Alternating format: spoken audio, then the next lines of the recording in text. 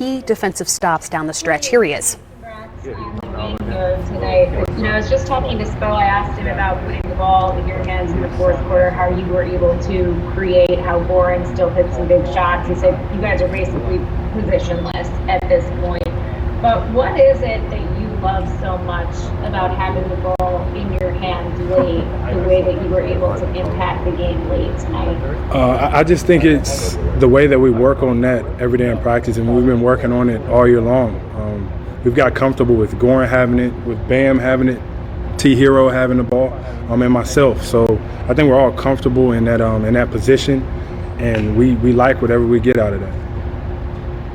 And just to follow up on that, to your point, you're saying that the ball can be in any number of guys' hands. Where is the confidence level of this team right now? It's high. We believe in one another. We know what we're capable of, and I think that's the part that's so fun when we're out there hooping. We get down at times, but we never hang our heads because we know if we play the right way, we give ourselves a chance to win. So with these group of guys, man, it's always smiles out there on the court. Jeff Zilligan.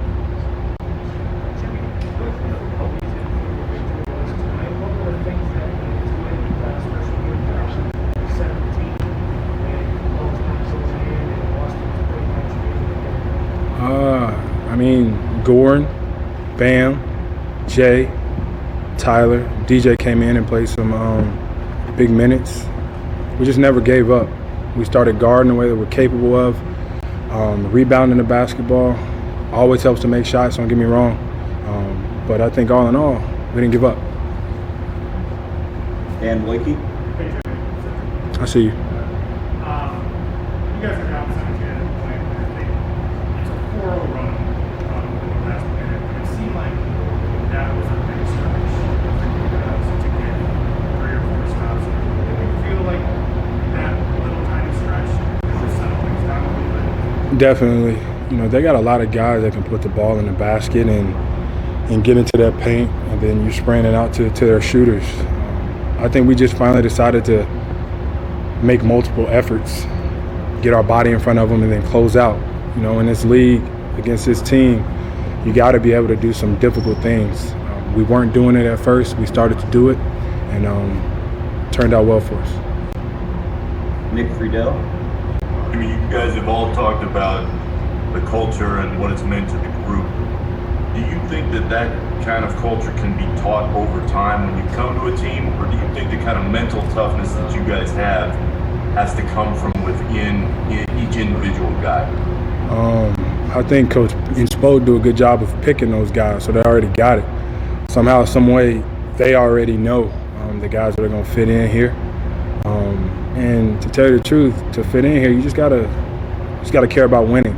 That's the number one. Celtics looking sharp here in the first half. The Miami Heat have regained the lead after trailing by 17. Dragic a three-pointer. Bang! Tatum goes in a corner. Won't go. The chip misses. The Miami Heat take a 2-0 lead here in this best of 7 conference final.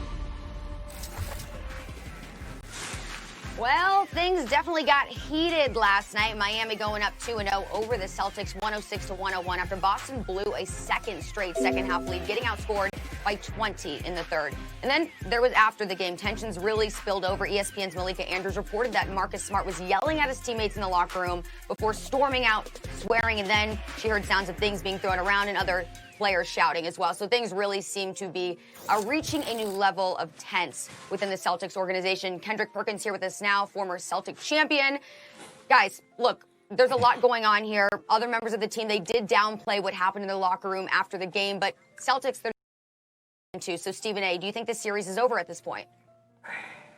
I do believe it's over because I picked the Miami Heat to win in 7, and I don't see Boston winning 4 of the next 5 games. I just don't view it that way. So as a result, I do believe this series is over. I don't know how many games it'll end in. Maybe it'll end in 6. Maybe it'll end in 5 for all we know, or go 7. But I don't see the Miami Heat losing, 4 of the next 5 games. I just don't see that. That's number one. Number two, to put on my reporting hat, let me just tell y'all what I heard. In the aftermath of the game, Marcus Smart got into it. He was going off on the team, and Jaylen Brown stepped up and told him to calm down. We all a team. Let's come together, et cetera, et cetera. And they ultimately got into it. It was really about Marcus Smart and Jaylen Brown to some degree getting into a heated discussion. Jaylen Brown more so trying to calm him down and Marcus Smart going the hell off.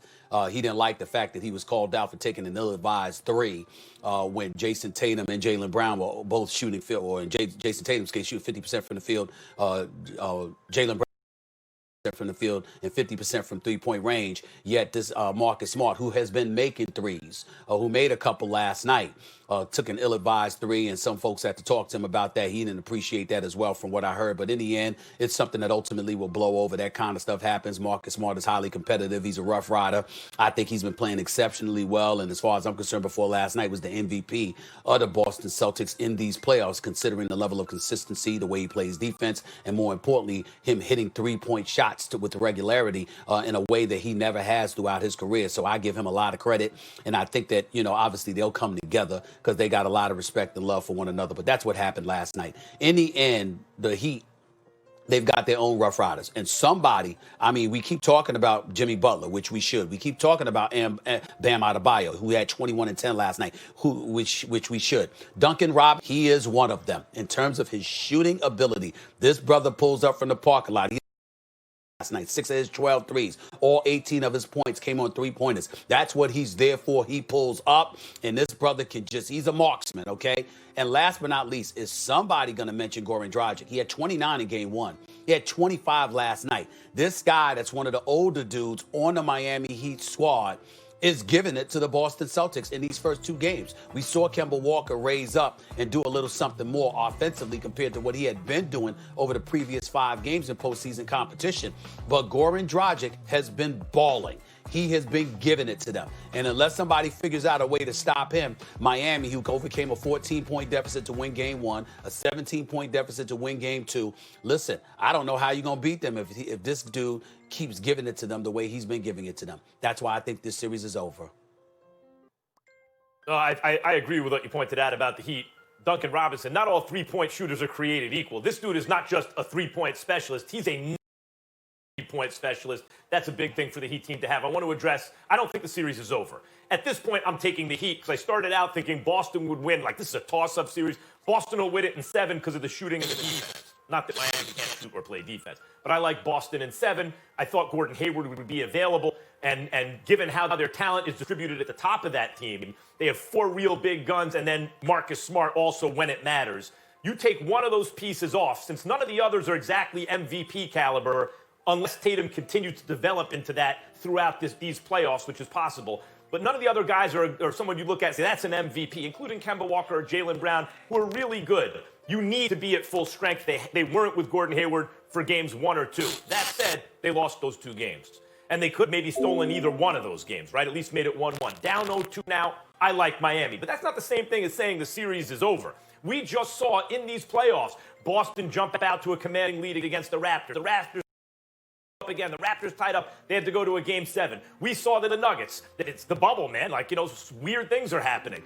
Go down 3-1 to Utah. That series is over. Come all the way back on Utah. And then what they just did to the Clippers, right? So I can't say it's unlikely that the Celtics come back from this, but they are getting Hayward back. At some point, they should. And so I can't say it's over, but I want to address Marcus Smart real quick.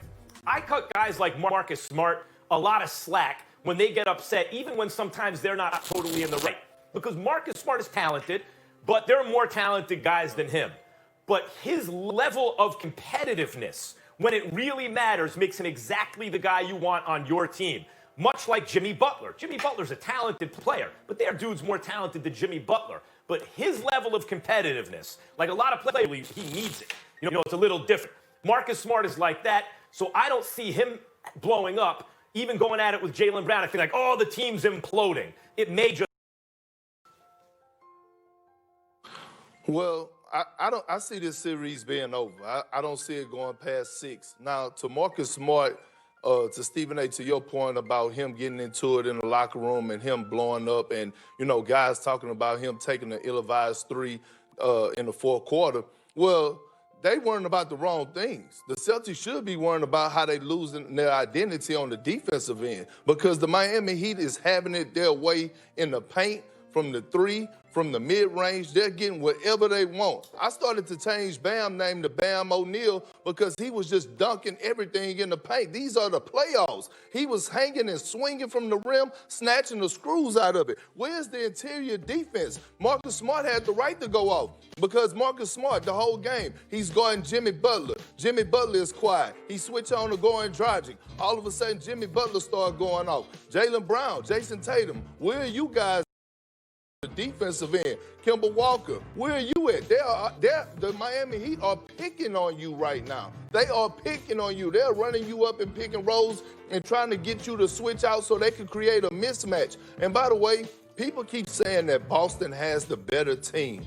And I don't believe that. I strongly believe that the Miami Heat have the better team, along with the better coach. Eric Spoelstra is the best coach in the bubble right now. The things that he is throwing out there, mixing it up, throwing out zones and putting the bigs in the front of the zones and the guards and the wings at the back of the zone and mixing it up, going man-to-man to boxing ones and his play calling. He is out-coaching Brad Stevens right now in this series. And then you go down the line, like you said, Stephen A., Goran Dragic. Not only has he been playing well in this series, he's been playing well the entire playoffs.